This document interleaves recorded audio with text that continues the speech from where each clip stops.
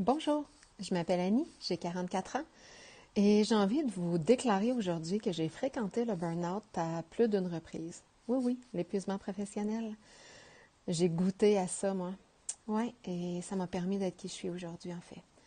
Donc, le premier épisode doit dater d'il y a tout près de 20 ans, en fait, où je souhaitais toujours être de plus en plus performante, à être meilleure, à être assidue, à être la top du top du top dans tout ce que je faisais.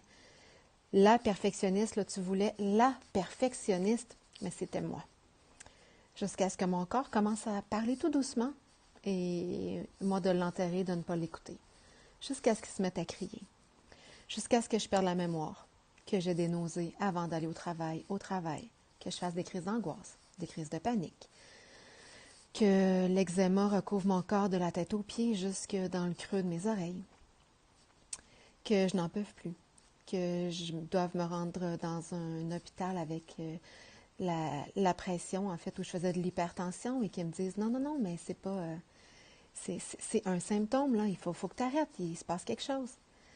Donc, en arrêt de travail, tout s'estompe. C'est tout doux. C'est merveilleux. Mais vous savez, à ce moment-là, je dois travailler. Donc, je retourne en emploi et ça recommence. Donc, je me dis, mais non, c'est peut-être juste l'emploi. On va changer d'emploi. Donc, je vais dans un autre emploi. Il se passe quelques années, ça va bien. Je plafonne, les symptômes reviennent. Pourtant, je les reconnais.